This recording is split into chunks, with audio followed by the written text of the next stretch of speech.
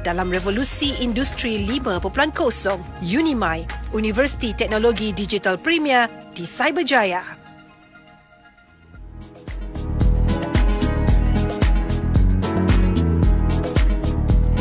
Bernama radio stesen berita bisnes pilihan anda bersama-sama saya Zainal Nasir. Untuk Zon Komuniti kita bawakan program Grad TVET. Selari dengan wawasan kemakmuran bersama WKB 2030, TVET antara pemboleh daya yang dapat menyumbang ke arah pembentukan negara membangun yang makmur dan inklusif. Belanjawan 2021 yang dibentangkan pada 6 November 2020 merupakan belanjawan yang paling besar dalam sejarah negara dan Kementerian Pendidikan mendapat peruntukan terbesar yang seperti lazimnya bidang pendidikan teknikal dan latihan vokasional atau TVET ni mendapat perhatian utama dalam membangunkan ekonomi negara menerusi pemerkasaan sumber tenaga manusia dan sejumlah 29 juta ringgit diperuntukkan bagi tujuan memperkasakan TVET pada tahun 2021. Dalam erti kata lain, peningkatan kemahiran bukan sahaja dijadikan lesen untuk memburu pekerjaan baru, tetapi lebih daripada itu, ia turut mendorong kepada penciptaan pekerjaan. Keteguhan dan iltizam untuk memartabatkan TVET mampu membawa kepada kemenangan ekonomi negara.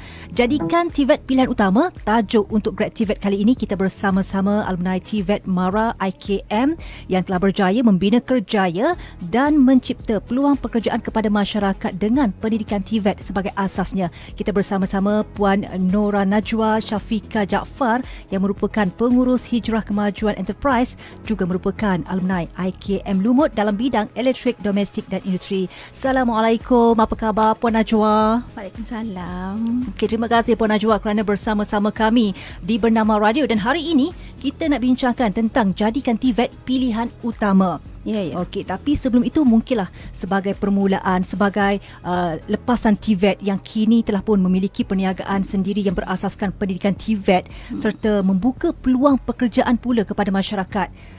Mungkin di sini Puan boleh kongsikan bagaimana mendapat maklumat mengenai pendidikan TVET MARA selepas SPM. Kita imbas sedikitlah. Okey, permulaan saya kenal dengan TVET ni lepas SPM. Abang saya seorang pelajar AKM Kampung Pandan lah. Sebenarnya waktu tu saya dalam SPM masa tu bidang akaun. Biasa kita lepas SPM, bila kita dah dapat satu kelulusan, kita tahu ke mana arah kita nak pergi. Okey, masa tu saya ada mohon jururawat, politeknik. Masa zaman saya dulu politeknik tu glamour lah. Okey, saya tak berapa kenal lagi TVET ni. Tapi ada dikongsikan lah oleh pakcik sebagai kaki tangan MARA kelebihan-kelebihan TVET ni. Tapi masa tu cuma pandangan saya tak berapa jauh. Sebab kita tak nampak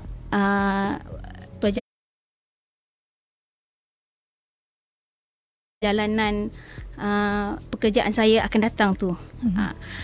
Tapi saya apply juga, saya mohon hantar juga, dapat panggilan di AKM Lumut lah. Dalam bidang elektrik, domestik dan industri. Masa tu saya fikir elektrik, domestik, industri ni apa yang saya nak buat, sebab saya memang tak ada asas langsung. Maknanya masa tu memang zero knowledge, tak tahu apa lagi. Saya bukan daripada vocational ke, daripada teknik ke, bukan. Saya belajar akaun. Masa tu saya ceritanya nak jadi jururawat je lah. Tapi itulah rezeki Allah bagi kan. Panggilan pertama saya lulus ke IKM bidang elektrik. Panggilan saya tolak. Panggilan kedua dalam bidang penyejuk bekuan di IKM juga, MARA juga. Saya tolak. Saya tunggu bila politeknik nak panggil saya ni, bila jururawat nak panggil saya ni. Sampailah kali ketiga tu pakcik-pakcik, mak dia kata cubalah mana tahu kita sesuai ke kan. Tak apa, saya masuk dengan rasa berat hatilah sebenarnya, sebab kita tak tahu. Mula-mulalah kita tak tahu TVET tu belajar macam mana. Maksudnya di sini istilahnya masa tu macam redha je lah. Saya redha je lah. Apa dah masukkan saya tahulah apa yang saya nak buat. Okey. Kat situlah bila pakcik-pakcik dah bagi penerangan IKM ni macam mana, bila dah masuk dalam IKM ni akan ada bantuan, akan ada apa bantuan dari segi pembelajaran ke luar negara apa. Masa tu pandangan saya menarik sikit lah. Saya daftar masuk ke IKM Lumut pada tahun 2005 Jun 2005. Kenapa memilih IKM Lumut ni? Sebab masa tu bidang elektrik domestik dia tak semua IKM ada. Okey. Dia tak semua IKM ada, hanya ada di IKM Lumut dan ada IKM tertentu sahaja. Dan IKM ni tak ramai pelajar perempuan sebenarnya. Dan masa saya mendaftar masuk pada tahun 2005 tu, batch saya yang mendaftar hanya 3 orang saja pelajar perempuan, lebihnya lelaki. Lebih kurang dalam dekat 100 orang pelajar lelaki. Masa tu ada value sikit lah. Masa tu saya dah rasa seronok sikit lah masuk. Itu kisahnya. Akhirnya saya menampak juga di IKM. Itu yang penting. Walaupun saya berat hati. Berat hati, tapi itu tidak mematahkan semangat kan. Ya. Dan ini juga merupakan satu peluang dan juga platform terbaik lah untuk wanita sendiri. Sebab tak ramai wanita yang bergiat dalam bidang tersebut. Betul. Okey, bagi anda yang baru saja bersama-sama kami, anda boleh tonton sebenarnya program GrabTVET ini melalui Zone Community, melalui live FB. Kita langsungkan juga melalui live FB bernama Radio. Kalau ada soalan yang berkaitan nak tanyakan dari segi pengalaman dan sebagainya, boleh saja kerana kita bersama-sama Puan Najwa ketika ini. Baiklah, selepas pengajian di IKM Lumut ni, bagaimana Puan Najwa memulakan perniagaan dalam bidang electrical sehingga hari ini? Sebab perjalanan tu daripada awalnya memang macam tak ada perasaan. Ya, betul-betul. Istilahnya redha sahaja, tapi akhirnya boleh memulakan perniagaan. Okey, saya belajar dekat IKM. Saya mendaftar masuk pada tahun Jun 2005. Habis belajar Julai 2007. Okey, 2007. Betul. 2 tahun 4 semester. Okey. Awalnya saya belajar, semester pertama memang saya zero basic tu, tak ada apa. Sebab saya masuk tu macam saya masuk bidang baru. Sebab saya SPM bidang account. Saya masuk bidang baru tu, semester pertama tu tak ada apa yang saya belajar sebenarnya, kosong. Tapi bila test pertama saya buat, test kedua saya buat, sebab saya berjaya. Sebab dalam bidang TVET, dalam IKM, dia bukan kemahiran saja, dia ada akademik jugalah, pengajian pengajian tu yang buat saya boleh catch up, yang tidak menggagalkan saya untuk ke semester kedua. Bila saya masuk ke semester kedua, baru saya belajar pelan-pelan, baru saya faham apa bidang yang saya belajar tu, elektrik. Tak susah mana juga rupanya. Lepas tu saya semester ketiga, saya nampak bidang saya ni tak lebih menarik bila saya menjalani latihan industri. Saya ingat lagi syarikat Cybercom di Tanjung di Selim River Perak bagi peluang kepada saya untuk menjalani praktikal kat sana. Sebab tak semua company ambil pelajar perempuan masa tu, sebab tak ramai yang belajar dalam bidang kemahiran. Saya dapat, ketiga-tiga kawan saya dapat di sana lah. 6 bulan saya berada dalam latihan industri tu, saya nampak keseluruhan bidang saya ni. Esok saya habis belajar, inilah jadinya, beginilah saya.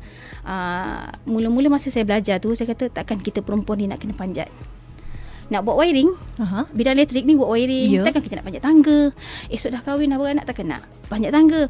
Masa tu saya fikir itu saja gambaran yang masa tu ada. Itu je gambaran yang saya ada. Tapi sebenarnya bidang ni apa skopnya? Bidang ni luas, kemahiran ni luas. Bukan kata kita dalam bidang kemahiran kita yang kena panjat. Tak. Dalam bidang pengurusan pun kita kena ada skill juga.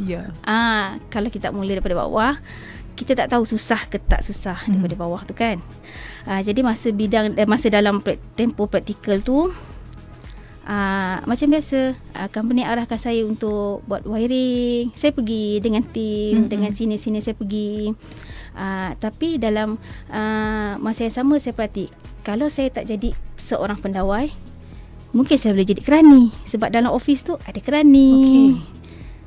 Nak up sikit, saya boleh jadi bos.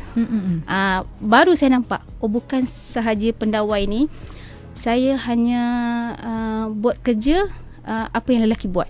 Maknanya dari segi pengurusan, saya boleh jadi pengurus satu-satu syarikat. Maknanya masa tu ada dah terdetik antara habis belajar ni, kalau aku lulus, aku nak buat satu syarikat.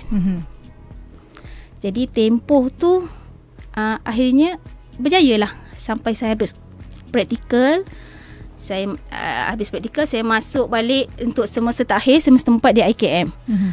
Masa tu senior-senior saya pula, junior-junior saya pula yang masuk. Masa itulah kita bagi penerangan ke adik-adik, jangan takut, IKM ni elektrik ni seronok. Nanti kau dah masuk LI seronok, bukan macam yang kita gambarkan. Apa keadaan tu kita kena pegang spana ke tak. Okey, semasa sesi latihan praktikal tu sendiri kan, apa yang bidang tugas yang dilakukan oleh Puan Najwa waktu tu? Seperti wireman lelaki, kita kena bawa tool, kita diarahkan buat wiring panjang tangga, buat wiring 1 fasa, 3 fasa, servis aircon. Saya panjat pasang lampu, tarik wire, buat. Memang kita kena buatlah, sebab kita kena sediakan satu buku log di yang memang ada dalam model MARA. Kita kena sediakan buku log untuk melayakkan kita mendapat wireman P4 lah. Jadi kerja-kerja yang diarahkan kita buat. Satu tim, 3 lelaki, 1 perempuan. Cuma kalau keadaan tu tinggi, lelaki lah buat. Tapi kita pandang tu, kita belajar. Cuma kita buat kerja-kerja bawah. Kita buat kerja-kerja bawah, macam sediakan tools, mesin-mesin. Tapi kalau kita nak pengalaman tu, kita naik sendiri buat. Tapi masa kita muda, kita banyak tenaga, kita memang nak buat. Memang kalau orang tak bagi pun memang kita nak panjat. Dan ini juga cabaran sebenarnya kan, untuk seorang wanita, dan tak mustahil. Orang kata bukan tak mustahil, memang dah terbukti pun wanita mampu untuk lakukan juga kerja-kerja lelaki, nak panjat dan sebagainya kan. Contoh kata di Facebook ni ada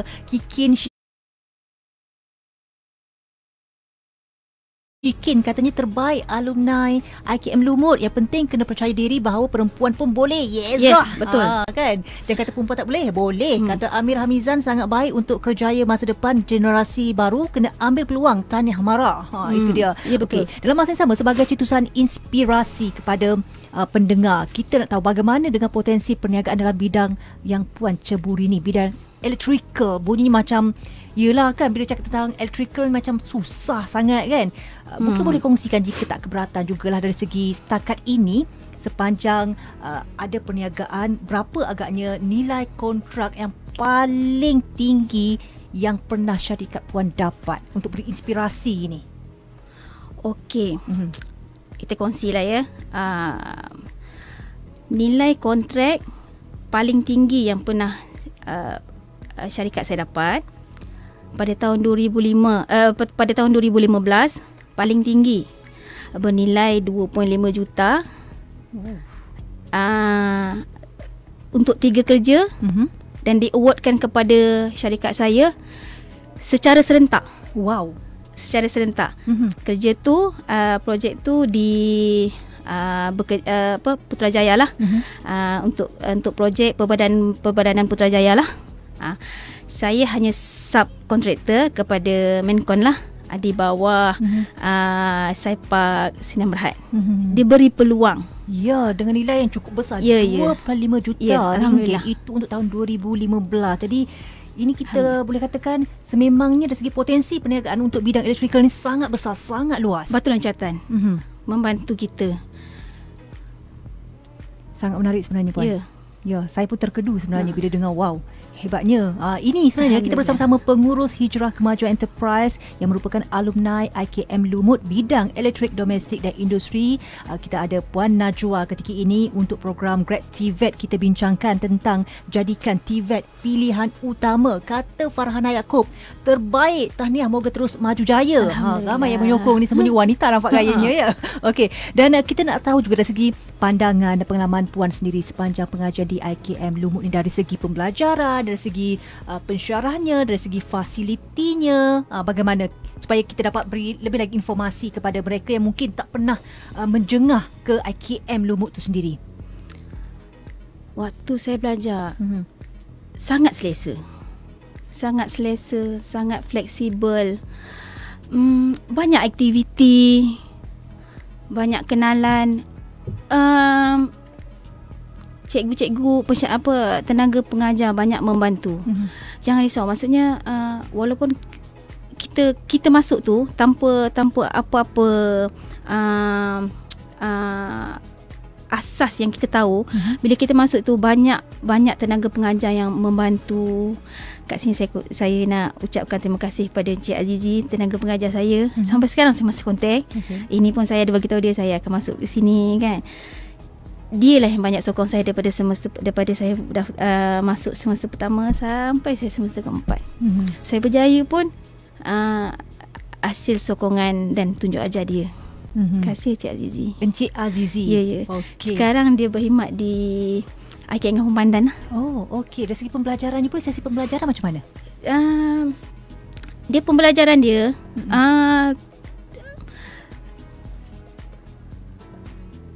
seronok.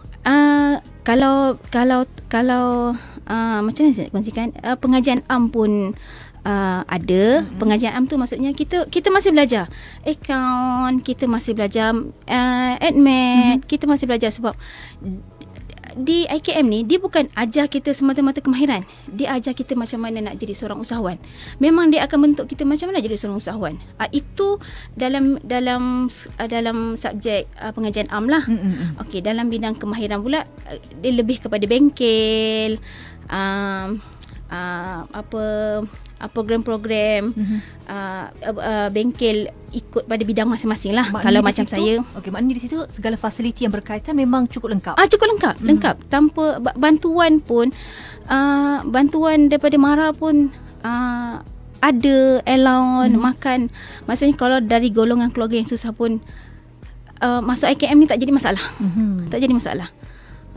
Selesa asrama disediakan.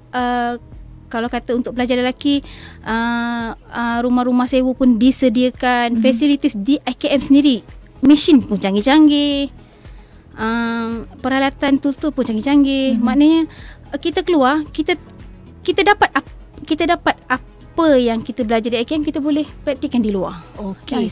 Okey, sebab apa tahu saya tanya kenapa dari segi fasiliti, dari segi pembelajaran dan sebagainya, sebab ada juga ni yang dah mula macam minat nak masuk. Kata Muhammad Amirul, katanya teringin nak masuk tapi tak berpeluang. Kata Rashid Riza, macam mana nak masuk, berapa kredit yang diperlukan? Masa saya dulu MARA belum upgrade. Kalau tak silap saya, sekarang dia dah jadi diploma. Masa saya dulu sijil hanya sijil. Dan kalau macam bidang saya, kalau saya lulus saya akan jadi YML lah. Sekarang dia jadi saya rasa dia jadi diploma tau. Saya tak tahu tak apa yang terkini tak tahu. Yang terkini saya tak tahu. Mungkin boleh rujuklah zaman sesawang dan sebagainya. Masa saya dulu yang penting BI, BM, Sains, Matematik mesti kredit lah. Tak susah pun. MARA pun tak membebankan dia punya permohonan kemasukan. Syarat semua. Tak ada. Syarat dia syarat yang saya rasa semua pelajar mampulah. Tak ada masalah. Tak ada masalah. Ya, kalau boleh saya kongsikan jugalah kat sini bagi mereka yang mungkin berminat tanya macam mana cara dan sebagainya, kepada anda yang mungkin berminat nak mendapatkan maklumat lanjut tentang Kolej Kemahiran Tinggi MARA atau KKTM, MARA Japan Industrial Institute atau MJII, dan Institut Kemahiran MARA IKM, anda boleh layari www.tvetmara.edu.my. Itu salah satu caranya. Atau anda boleh WhatsApp juga untuk sebarang pertanyaan ya. Ada nombor-nombor yang akan saya kongsikan kejap lagi. Tapi untuk waktu ini kita nak mungkinlah betulkan juga persepsi setengah orang lah, nak kata semua tidak, mungkin ada segelintir masyarakat yang menganggap bahawa TVET ni lebih sesuai untuk pelajar yang mungkin dari segi kelayakan akademiknya agak kurang cemerlang sedikit. Namun sebenarnya ia boleh memberikan nilai tambah kepada pelajar tersebut sekiranya memiliki akademik cemerlang dan kemahiran. Ianya merupakan kombinasi yang memang kata memang padu lah. Kalau dua tu boleh ada dalam satu masa kan untuk bina kerjaya. Pandangan puan? TVET sekarang kalau tanya saya, TVET bukan lagi pilihan kedua, pilihan ketiga atau pilihan bagi orang yang tak cemerlang. Bukan. Kemahiran ni akan bawa kita ke satu fasa kejayaan. Kalau kita boleh jadi usahawan, sebenarnya apa yang kita nak, kita boleh dapat. Dia akan dia dapat TVET dan bidang TVET ni boleh menjana pendapatan yang tinggi. Secara tak langsung kita akan berada dalam kumpulan-kumpulan orang-orang yang profesional. Jangan kata orang belajar pandai tu je profesional. Sebenarnya bila kemahiran tu ada dalam diri kita, pada bila-bila masa, di mana-mana, tanpa tarik luput, valid, berebut sektor yang nak kita. Senang cerita macam ni lah. Akademik kalau anda cemerlang itu bagus. Tapi kalau anda memang ada kelayakan, ada kemahiran, itu memang bonus untuk anda dan memang senang orang kata untuk dapat kerja. Berebut orang nak. Serius cakap. Apa jua sektor perkilangan, pelancongan, perindustrian, berebut orang cari bidang-bidang kemahiran. Kontraktor pun banyak nak cari graduate yang ada kemahiran. Jangan risau. Memang dah terbukti kan. Mungkin di sini juga kita nak minta Puan Najwa untuk kongsikan, berikan sedikitlah gambaran ataupun overview menjadi warga TVET ni. Contohnya kalau profession sebagai guru, memanglah orang dapat gambarkan bagaimana profesionnya. Jadi apa kelebihan dunia TVET ni? Nak menukar persepsi masyarakat dari segi potensi diri, menjana pendapatan, meningkatkan ekonomi mungkin. Dari sudut pandang Puan Najwa. Okey. Saya sentuh dari segi potensi diri lah. Okey, potensi diri pada saya kemampuan atau kekuatan diri seseorang yang yang belum wujud atau yang dah wujud. Maksud saya macam ni. Setengah orang dia sangat berkemahiran tapi dia kurang bahagian komunikasi. Nak jadi usahawan, dalam bidang usahawan, kalau skill kita hebat pun tapi kurang komunikasi, dia akan jadi diri kita ni kurang keyakinan lah, kurang keyakinan. Jadi kita kena berani. Kita kena berani buang sifat malu. Zaman sekarang ni kalau malu tak ke mana. Orang nak kata apa terpulang. Yang penting kita buat apa yang kita rasa kita betul, boleh menjana pendapatan, tak menyusahkan orang. Kita teruskan. Pendapat saya. Okey. Kata Daud Mansor, Mara TVET adalah antara terbaik dunia. Ya, betul. Kamarul Arifin kata, jom join kami di TVET Mara. Carian TVET Mara cepat-cepat.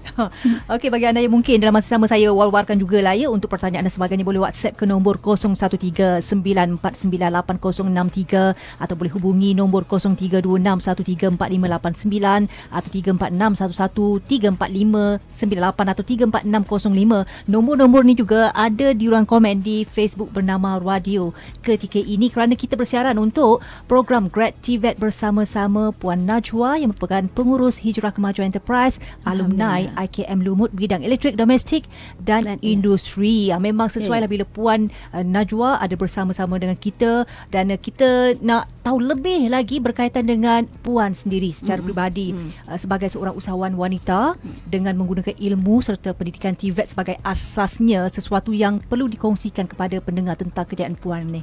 Jadi mungkin di sini Puan boleh kongsi dari segi ilmunya, mungkin ada petua dan sebagainya. Menjadi seorang wanita yang berkerjaya cukup hebat, dengan nilai kontrak yang cukup tinggi, saya kira boleh dibanggakan. Alhamdulillah. Yakin, usaha, modal daripada diri kita. Jangan malu ada dalam, walaupun Mara dari peringkat Giat Mara, paling rendah Giat Mara. Bermula dengan Giat Mara, kalau bercerita dengan orang yang beraliran Mara, sebut Giat Mara, dia akan respect you. Tapi kalau cakap dengan orang yang bukan dalam bidang kemahiran, dia mungkin tak faham. Tapi bermula daripada bawah, jangan malu. Setiap hari akan datang masalah. Pengalaman saya dalam bidang kontraktor 13 tahun, setiap hari akan ada masalah. Jangan doa tak ada masalah. Okey, kalau boleh, bila sebut tentang masalah ni, kita nak dengar jugalah berdasarkan pengalaman, apa antara masalah, kekangan, cabaran yang seringkali akan dihadapi oleh mereka yang terlibat dalam bidang electrical ni. Bila kita dah masuk dalam bidang usahawan biasa, pertama orang akan fikir modal duit. Sebenarnya modal diri kita, usaha. Duit tu dia akan datang bila kita dah lalui. Kita tahu mana cek modal, apa nama ni, masalah bila kita dah dapat kerja pula, mungkin dari segi pengurusan masa, pengurusan tim, pengurusan kaki tangan. Benda tu kita akan lalui setiap hari dan akan mengajar kita untuk upgrade diri, upgrade kita punya syarikat, kaki tangan. Kita belajar. Hari-hari kita akan buat silap. Tapi kita belajar melalui pengalaman tu lah. Apa yang datang kita tempuh je. Masa akan berlalu. Bila kita dah sampai waktu dia, kita hadap je. Masalah belum lagi masalah dengan klien. Kadang-kadang klien ni datang, boleh cadangkan saya yang terbaik. Bila kita cadangkan yang terbaik, dia bangkang pula. Itu pun masalah. Itu pun masalah dari segi perkhidmatan kita. Pertama yang menjadi halangan kos lah. Pelanggan dia akan cari yang murah. Kita tahu yang murah kualitinya bagaimana, yang mahal kualitinya bagaimana. Tapi kadang pelanggan tak tahu. Cuma bila itu pun satu masalah dengan pelanggan, dengan komunikasi dengan pelanggan. Bila kita nak berurusan dengan apa sektor pun, sesiapa pun akan datang masalah tu. Okey, mungkin di sini kita juga boleh ubah sikit dari segi persepsi. Jangan anggap masalah itu sebagai masalah. Anggap itu sebagai satu cabaran. Kelihatan lebih positif sikit di situ ya. Masalah tu bila kita dapat selesaikan, dia akan jadi pengalaman. Pengalaman tu akan buat kita jadi kuat, akan buat kita jadi pandai dengan sendirinya. Walaupun kita tahu benda tu salah, kadang-kadang kita buat juga salah tu, tapi benda tu dia akan jadi pengalaman yang berharga dalam hidup kita lah. Kalau tanya saya jatuh bangun ni, banyak jatuh bangun. Masa muda, bila Tuhan dah bagi saya kejayaan dalam bidang kemahiran, pendapatan saya tinggi, biasalah kita orang muda, leka, boros. Bila dah susah, rasa menyesal. Lepas tu bangun balik, kita dah tahu dah kita dah pernah buat silap. Lepas tu bila dia bagi kesenangan balik, hasil usaha kita dalam bidang ni, ialah bila dah kesenangan ada depan mata, enjoy juga. Cumanya saya nak bagi tahu dalam bidang kemahiran ni, dia boleh menjadikan kita seorang usahawan. Dia boleh menjadi pendapatan supaya hidup kita dari segi peribadi, apa yang kita nak kita akan dapat.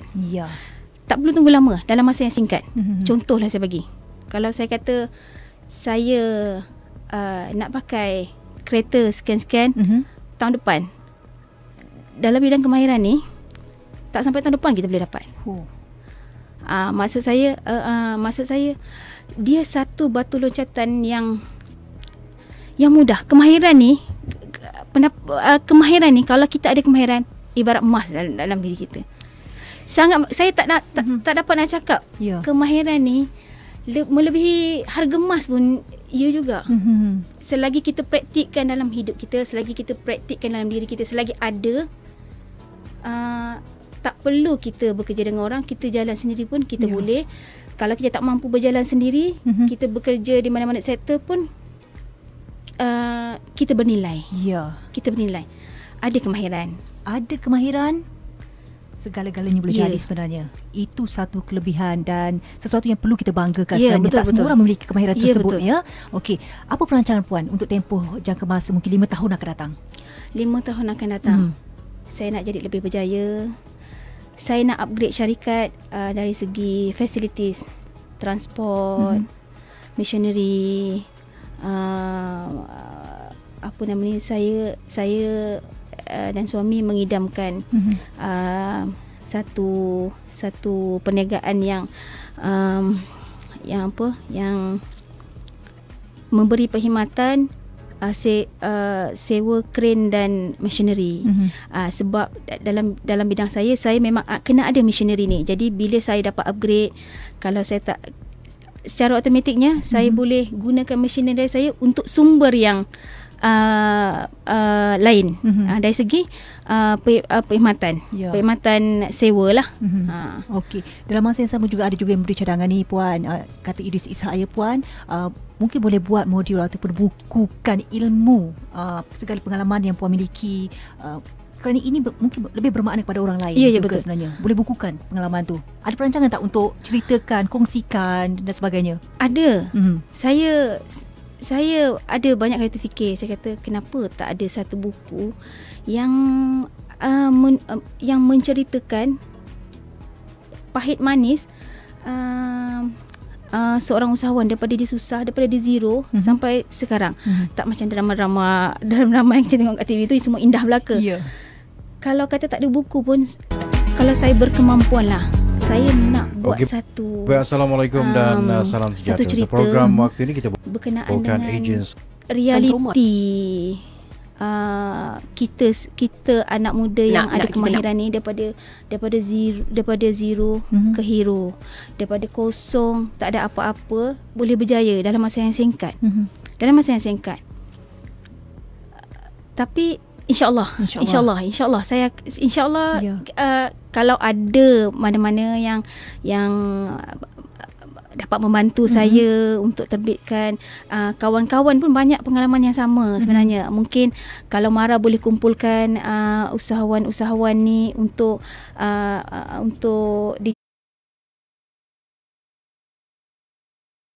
jadikan satu cerita berkenaan pengalaman pelajar ni, saya rasa ramai yang berminat, cuma belum luas untuk orang teroka bidang kemahiran. Saya rasa cerita Puan, pengalaman Puan ni sebenarnya sangat menarik tau, sebab dengan nilai kontrak yang paling tinggi setakat ini pada tahun 2015, 25 juta. Masa tu umur Puan muda lagi 28 tahun. 28 tahun. Cuba anda bayangkan. Kerja tu pun dah siap. Alhamdulillah kan. Bermakna sekarang ni TVET ni tak boleh lagi kita nak kata ini bukan pilihan utama, bukan second choice.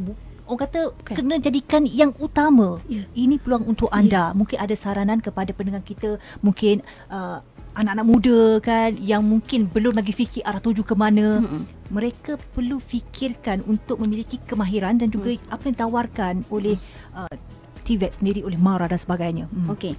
Saya sarankan kepada pelajar-pelajar yang adik-adik yang habis SPM, yang masih mencari-cari hala tuju ke mana akan datang, ke mana kerjaya kita. Sekarang media sosial pun banyak kita boleh belajar selain pada Google. Belajar, kena rajin cari, banyakkan dengar, banyakkan minta pendapat pada kawan-kawan yang dulunya belajar kemahiran, get Mara. Tak mustahil dalam kita berjiran pun, mungkin dalam kelompok kita punya kejiranan, ada yang abang-abang, adik-adik yang belajar dekat bidang kemahiran. Boleh tanya pendapat. Saya berani jamin diorang akan bagi pengalaman macam mana saya ceritakan. Betapa kemahiran ni sangat membantu berjayanya seseorang tu atas usaha sendiri. Okey Puan, menyesal tak ambil bidang TVET ni? Secara jujurnya. Kalau walaupun di awalnya ibarat macam dugaan, aku redha. Macam tu kan. Kalau tanya saya, sekarang ni, menyesal ke tak? Saya kata, kenapa awal-awal dulu lagi aku tak masuk bidang ni? Kalau saya tahu saya berjaya sekarang, saya dah merasai kesenangan sekarang, saya tak buang masa dulu. Itu yang saya boleh cakap kan. Saya tak buang masa. Saya akan terus memilih TVET. Saya akan terus memilih dalam bidang kemahiran. Apa juga kemahiran. Masak, menjahit, electrical, banyak bidang. Seni bina, lukisan. Itu semua bidang kemahiran. Kalau kita tak bekerja dengan orang pun, kita boleh jadi pekerja, kita boleh jadi bos. Inilah bidangnya yang boleh anda ceburi untuk menjadikan anda lebih berjaya, membina kerjaya anda sendiri. Andalah kuli, andalah bos, andalah segala-galanya. Dan sekarang ini dunia sememangnya melihat kepada kemahiran, bukan sekadar akademik semata-mata. Itu yang pastinya. Betul. Jadi kalau anda berminat untuk turut serta, maksud saya berminat untuk mengikuti lebih lagi berkaitan dengan Kolej Kemahiran Tinggi MARA KKTM ni kan, MARA Japan Industrial Institute MJII dan Institut Kemahiran MARA IKM, anda lusuri saja laman sesawang www.tvetmara.edu.my atau anda boleh pergi ke pejabat MARA negeri daerah yang terdekat juga untuk dapatkan penerangan lanjut. Paling senang ada media sosial kan, boleh pergi ke FB page, Instagram, Twitter dan YouTube channel dengan kata carian TVET MARA untuk perkembangan dari semasa ke semasa. Boleh terus ke KKTM, MJII dan IKM yang terdekat dengan anda di seluruh Malaysia. Okey, baik Puan Najwa, apa pun terima kasih banyak-banyak. Saya seronok cerita dapat dengar juga pengalaman Puan kan berkaitan dengan bidang yang Puan ceburi sehingga berjaya ke hari ini. Apa pun terima kasih banyak-banyak Puan Nora Najwa Syafiqah Jaafar, pengurus Hijrah Kemajuan Enterprise, juga merupakan alumni IKM Lumut bidang elektrik domestik dan industri. Balik sekali dulu untuk program Creative Vet. Kita jumpa lagi. Assalamualaikum. Sama.